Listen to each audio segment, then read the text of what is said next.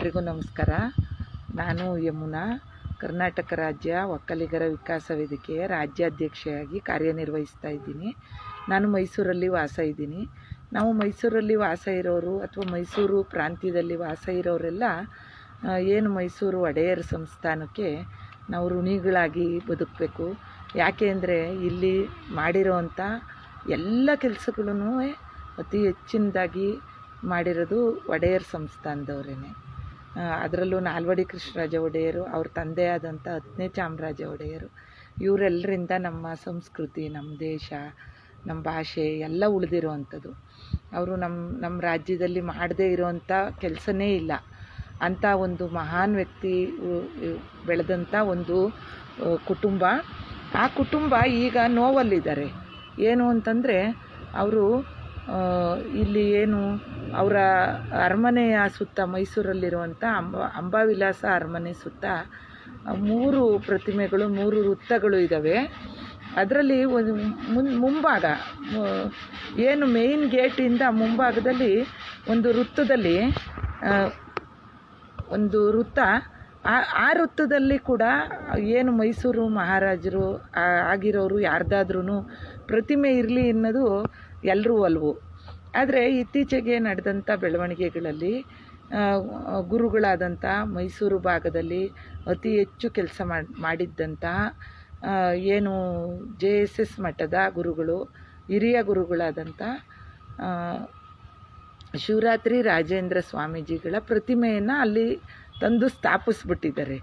ಯಾರು ಸ್ಥಾಪಿಸಿದ್ರು ಅನ್ನೋದು ಗೊತ್ತಿಲ್ಲ ಅನ್ನೋ ಥರ ಅವರು ಯಾರೂ ಹೇಳ್ಕೊತಾ ಇಲ್ಲ. ಆದರೆ ಇದು ತಪ್ಪು ಅಂತೇಳಿ ನನ್ನ ಭಾವನೆ, ಅಥವಾ ನಮ್ಮ ಸಮಾಜದಲ್ಲಿ ಅತಿ ಹೆಚ್ಚು ಜನರು ಭಾವನೆ ಇರ್ಬೋದು. ಆದರೆ ಯಾರೂ ಹೇಳ್ದೇ ಇರ್ಬೋದು ಅದನ್ನು. ಇದು ಯಾಕೆ ಅಂತಂದರೆ, ಇಲ್ಲಿ ಜನರನ್ನ, ಇಲ್ಲಿ ಬಂದಿರುವಂಥ ಮಠಮಾನ್ಯಗಳನ್ನ ಅಥವಾ ಬೇರೆಯವ್ರನ್ನೆಲ್ಲ ಸಾಕಿದ್ದು, ಸಲಹಿದ್ದು, ಮಾಡಿದ್ದೆಲ್ಲ ಮೈಸೂರು ಮಹಾರಾಜರೇನೆ, ಒಡೆಯರ್ ಮನೆತನದವರು. ಅವರ ಜಾಗದಲ್ಲಿ ಇದ್ಕೊಂಡು ಅವರು ಒಂದು ಆಸೆಗಳಿಗೆ ವಿರುದ್ಧವಾಗಿ ಅವರು ಪಾಪ ಆ ತಾಯಿ ಏನು ಮೈಸೂರಿನ ಈಗಿನ ಇರೋವಂಥ ಪ್ರಮೋದಾದೇವಿ ಒಡೆಯರವರು ರಿಕ್ವೆಸ್ಟ್ ಮಾಡ್ಕೊತಾ ಇದ್ದಾರೆ, ಆ ಜಾಗದಲ್ಲಿ ಒಡೆಯರ್ ಮನೆತನದವ್ರದೇ ಯಾರ್ದಾದ್ರೂ ಪ್ರತಿಮೆ ಇರಲಿ ಅಂತ.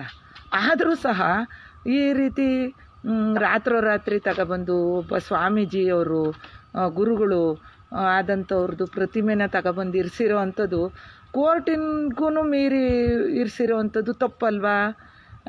ಇದನ್ನು ನಾವೆಲ್ಲರೂ ಧ್ವನಿ ಎತ್ತಬೇಕಲ್ವಾ? ಇದನ್ನು ಮಾತಾಡಬೇಕಲ್ವಾ?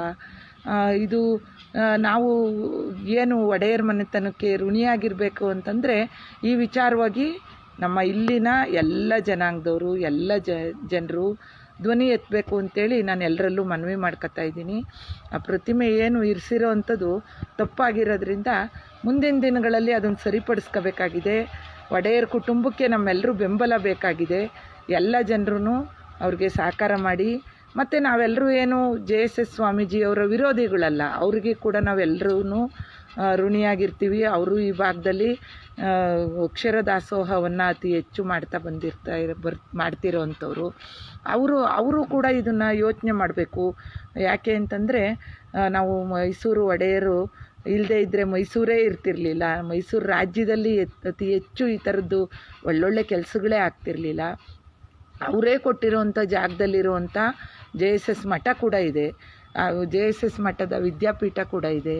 ಇದೆಲ್ಲದನ್ನು ಪರಿಗಣಿಸಿ ಅವರಿಗೆ ಕೂಡ ನಾವು ಬೇರೆ ರೀತಿ ಬೆಂಬಲಿಸೋಣ. ನಾವೆಲ್ಲ ಇಲ್ಲಿಯ ಏನು ಮೈಸೂರಿನ ಜನರೆಲ್ಲ ಬೆಂಬಲಿಸೋಣ. ಮತ್ತು ಅವರು ಪ್ರತಿಮೆ ಹಾಕೋಕ್ಕೆ ಬೇಕಾದಷ್ಟು ಜಾಗ ಇದೆ. ಬೇರೆ ಜಾಗದಲ್ಲಿ ಅವರು ಪ್ರತಿಮೆಗಳನ್ನ ಹಾಕಲಿ, ನಿರ್ಮಿಸಲಿ, ನಾವೆಲ್ಲರೂ ಅವರಿಗೆ ಸಹಕಾರ ಕೊಡೋಣ. ಆದರೆ ಈ ಜಾಗ ಏನು ಅರಮನೆ ಮುಂಭಾಗದಲ್ಲಿರುವಂಥ ಜಾಗದಲ್ಲಿ ಇದೊಂದು ಬದಲಾವಣೆ ಆಗಲಿ ಅನ್ನೋದು ನನ್ನ ಆಶಯ ಆಗಿದೆ. ಹಿಂದೆ ಕೂಡ ನಾವು ಈ ಥರದ ಆಶಯನ ವ್ಯಕ್ತಪಡಿಸಿದ್ವಿ. ಆವಾಗ ಕೂಡ ಇಡೀ ಮೈಸೂರಿನ ಅತಿ ಹೆಚ್ಚು ಜನ ನಮಗೆ ಬೆಂಬಲ ಸೂಚಿಸಿದರು. ಮತ್ತು ಕೋರ್ಟ್ ಕೂಡ ಈ ಥರದ್ದು ಒಂದು ತಪ್ಪು, ಏನು ರಸ್ತೆ ಮೇಲೆ ಒಂದು ಸರ್ಕಲ್ ಮಾಡಿ ಅಲ್ಲಿ ಒಂದು ಸಾರ್ವಜನಿಕ ವ್ಯಕ್ತಿಯ ಪ್ರತಿಮೆ ಹಾಕೋವಂಥದ್ದು ತಪ್ಪು ಅಂತೇಳಿ ಹೇಳಿದರು. ಆಮೇಲೆ ಇನ್ನೊಂದು ನಮಗೆ ಬೇಸರ ಆಗೋವಂಥದ್ದೇನು ಅಂದರೆ, ಈ ಥರ ಮಹಾನ್ ವ್ಯಕ್ತಿ ಏನು ಶ್ರೀ ಶಿವರಾತ್ರಿ ರಾಜೇಂದ್ರ ಸ್ವಾಮೀಜಿಗಳು ಅತಿ ಹೆಚ್ಚು ಜನರಿಗೆ ವಿದ್ಯೆನ ಅನ್ನನ ದಾನ ಮಾಡಿರೋವಂಥವ್ರು, ಜಾಗನ ಎಷ್ಟೋ ಜನರಿಗೆ ಅವರು ಕೂಡ ಈ ಮೈಸೂರೊಳಗೆ ವಾಸ ಮಾಡೋಕ್ಕೆ ಅನುಕೂಲ ಮಾಡಿರೋವಂಥವ್ರು. ಅಂಥವ್ರದ್ದೊಂದು ಪ್ರತಿಮೆ ರೋಡ್ ಮೇಲೆ ಆ ರಸ್ತೆಯಲ್ಲಿ ಇರಬೇಕಾಗಿರೋವಂಥದ್ದಿಲ್ಲ. ಆದ್ದರಿಂದ ದಯವಿಟ್ಟು ಈ ಥರದ್ದೆಲ್ಲ ಯೋಚನೆ ಮಾಡಬೇಕು ಅಂತೇಳಿ ನಾನು JSS ಸ್ವಾಮೀಜಿಗಳ ಹತ್ರನೂ ಕೇಳ್ಕೊತೀನಿ, ಮತ್ತು ಇಲ್ಲಿನ ಜನರ ಹತ್ರನೂ ಕೇಳ್ಕೊತಾ ಇದ್ದೀನಿ.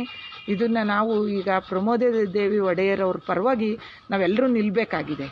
ಯಾಕೆ ಅಂದರೆ ನಾವು ಅವ್ರ ಋಣ ತೀರಿಸ್ಬೇಕು, ಏನು ಒಡೆಯರ್ ಕುಟುಂಬದ ಋಣ ತೀರಿಸ್ಬೇಕಾಗಿದೆ. ಆದ್ದರಿಂದ ಎಲ್ಲರೂ ನಾವು ರೊಟ್ಟಿಗೆ ನಿಲ್ಲೋಣ. ಆ ವೃತ್ತದಲ್ಲಿ ಯಾರಾದರೂ ಒಡೆಯರ್ ಕುಟುಂಬದ ಯಾರ ಪ್ರತಿಮೆಯನ್ನಾದ್ರೂ ಮಾಡಲಿ ಅಂತೇಳಿ ನಾವು ಸರ್ಕಾರವನ್ನು ವಿನಂತಿ ಮಾಡ್ಕೊಳ್ಳೋಣ. ಈ ಥರದ್ದೊಂದು ನಾನು ವಿನಂತಿಗೋಸ್ಕರ ನಾನು ಈ ವಿಡಿಯೋ ಮಾಡಿದ್ದೆ. ಇದು ಯಾರ ಪರನೂ ಅಲ್ಲ, ಯಾರ ವಿರುದ್ಧನೂ ಅಲ್ಲ. ಅದರಿಂದ ಇದರಲ್ಲೇನಾದ್ರು ತಪ್ಪಾಗಿದ್ದರೆ ಮುಂದಿನ ದಿನಗಳಲ್ಲಿ ಸರಿಪಡಿಸ್ಕೊಳ್ಳೋಣ. ನೀವೆಲ್ಲರೂ ನನಗೆ ಈ ಏನು ವಿಡಿಯೋನ ಶೇರ್ ಮಾಡಬೇಕು ಅಂತೇಳಿ ಕೇಳ್ಕೊತೀನಿ. ವಿಷಯಗಳು ಪ್ರಚಾರ ಆಗಬೇಕು, ನಂತರ ನ್ಯಾಯ ದೊರಕಬೇಕು. ನ್ಯಾಯ ಯಾರಿಗೆ ದೊರಕಬೇಕು ಅವ್ರಿಗೆ ನ್ಯಾಯ ದೊರಕಬೇಕು. ಈ ಒಂದು ಮನವಿನ ನಾನು ಮಾಡ್ಕೊತಾ ನನ್ನ ಮಾತನ್ನು ಮುಗಿಸ್ತಾ ಇದ್ದೀನಿ. ನಮಸ್ಕಾರ.